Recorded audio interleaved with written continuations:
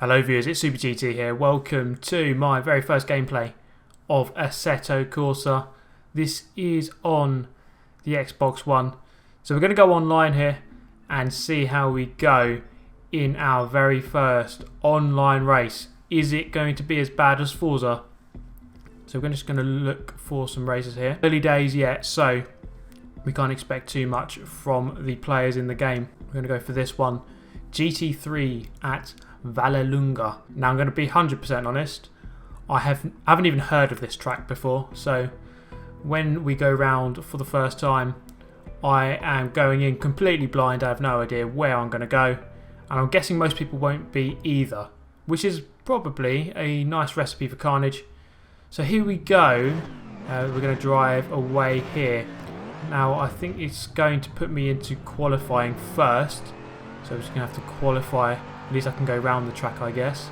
Now I'm using my Thrustmaster TX wheel. This game deserves a wheel. I'll go through it a bit later in the video, but a lot of people playing this game on the controller in chase cam, and that isn't really how it's supposed to be played. If I must be 100% honest, it's really intended for wheel users because it is more of a sim. It is a sim really, not a game. As we go into the first bend, I'm just gonna well, just not go round the bend. Just gonna go straight off into the gravel. Lap invalidated. That has been a very good start to my Assetto Corsa career, but it's not going to matter because we're going to go onto the grid now for the start of the race, and I'm in about 8th position, halfway up the grid. I didn't even set a lap. I guess most people didn't set a lap. So let the fun and games begin as we start dead centre of the pack. It's going to be chaotic, I'd imagine. So here we go. We have the lights, we have the countdown, and then we're flicking into first gear from neutral. And off the line we go. There was a non-starter there. Oh my god, I've been sideswiped. But I've just managed to glance off the pit wall there. Carry on going. So let's see what we can do here. Just been passed by a BMW. I'm driving the Mercedes SLS AMG. It's very twitchy as we go through the Curva Grande. Just being smashed from behind. I was trying to be careful there as that car was slow on the right. And into the first proper turn. Just going to go wide. Well, pretty much everyone's going to go wide. And then I've brought the Moses effect with me there. Those two guys smashing into each other and ramming each other off. So I'm using, oh my god, look at that, fishtailing everywhere. I'm using the 270 degrees rotation here, which I think is completely wrong. I really need to change that. That is why it's so twitchy. So as we come into this corner, as I said, I do not know the track at all. This is the furthest I've got. Having to rely on the people ahead of me, just watching them. Oh my god, they're all going to go flying off. And I'm actually going to hit the apex nicely there. And I'm going to have to look at the map. Probably spend more time looking at the map than the actual track. Let's drive this track just by looking at the map instead. I'll probably fare a lot better that way.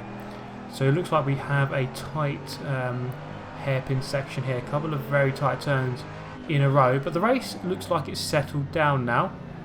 So we have a couple of guys in a row. Now I'd imagine that the average driver on this game is going to be better than on Forza. I think as it's a sim and not really a game, people who buy this are going to likely be more into their racing and actual proper racing. So let's hope that we can have some proper good clean racing on this game. So you can see they're getting really twitchy. Now I was going to say about the wheel. Now a lot of people making videos on this game in chase cam from behind the car with a controller, and saying it's really bad as that GTR gets totally binned off. But I just don't think that's the way that this is meant to be played.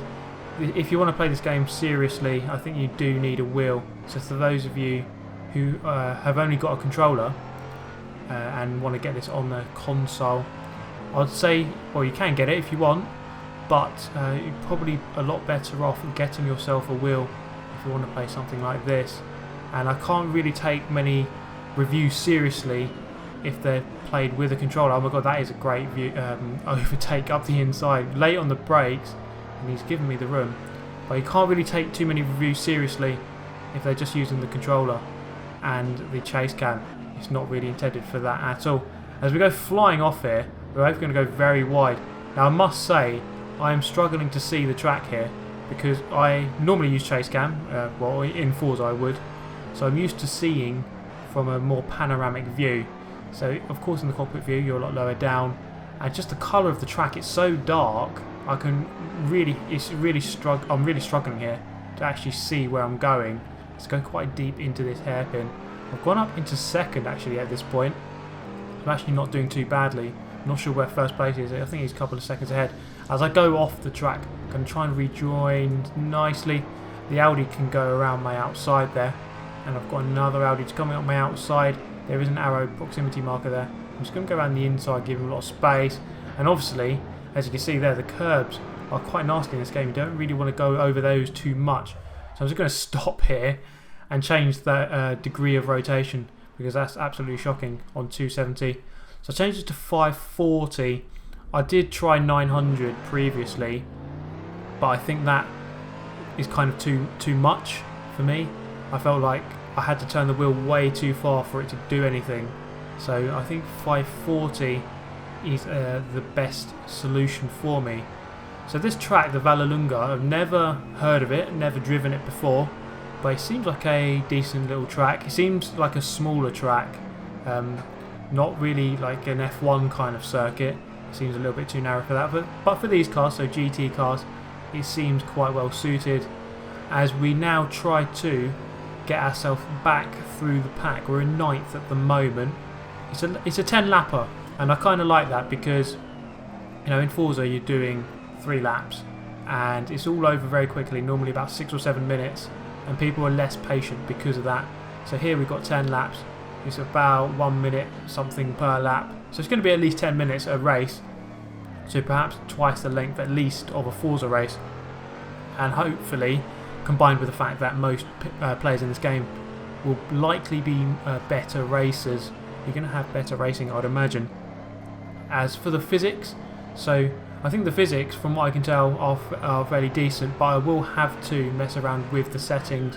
I have barely touched on the settings so far, and for the best experience, I think with a sim, you really do need to play around with the settings to make yourself totally comfortable.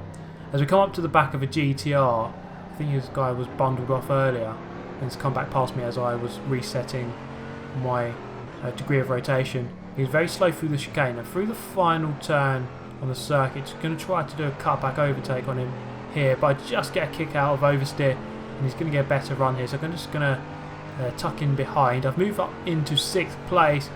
It's the Forza gods have carried over to the Assetto Corsa gods, and they want me to finish in 6th position, it seems. So, new fastest. Oh my god, I have gone completely off and bounced off the wall.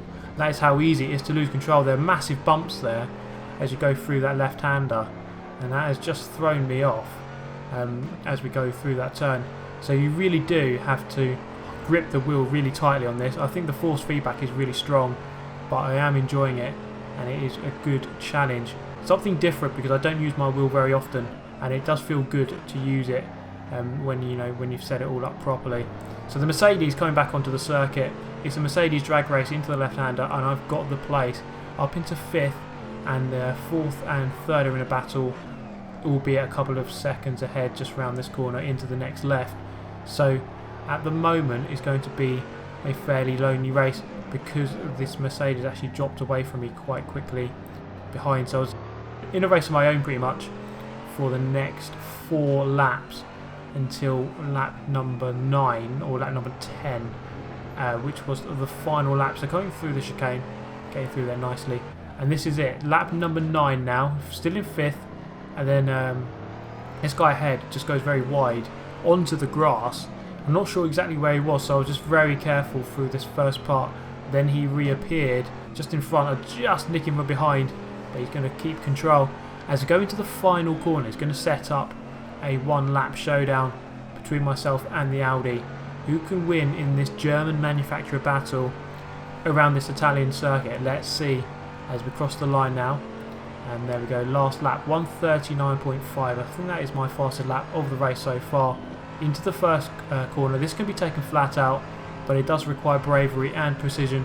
You have to feed the wheel so carefully through there. You're really not trying to put a lot of input into the wheel. I think in this game, or in this simulation, sorry, less is more in many ways. I think if you just try too much to get around the corner, push the car too much, you're just much more likely to crash. In many ways, just trying to be a lot more gentle works a lot better. So through the right-hander, I'm going to get a very good exit compared to the Audi. He's going to go defensive, it looks like it, but he's going to move across. And then I'm going to get on the brakes. We are both going to get on the brakes, but he's going to get on the brakes way too late. And he's gone flying off. I forced him into a mistake. And now I'm through into fourth. It looks like we've gained a position on the very last lap. And then going to the very end of the race, finishing in fourth overall. So not too bad actually. Once I sorted out my degree of rotation, once I could sort that out, it felt a lot better. So I'm using 540 on a Thrustmaster TX, and that did not feel too bad in the end. As for the graphics, I think the graphics aren't absolutely brilliant. The frame rate as well, not totally ideal, but I am enjoying what I have played so far. That was not too bad of a race. I think once I can play with the settings a little bit more and get more comfortable, then I will only grow into the game or the simulation a little bit more. I keep saying game, it's not really a game, it's a simulation. But there we go guys. I hope you have enjoyed my very first race in Assetto Corsa on the console. So if you'd like to see more like this, remember to hit the subscribe button where I'm bringing you plenty of racing game content, and hit that like button if you did like this video. And I hope you enjoyed it guys. Let me know your thoughts as always, and I hope to see you in my next video. Thanks for watching. Goodbye.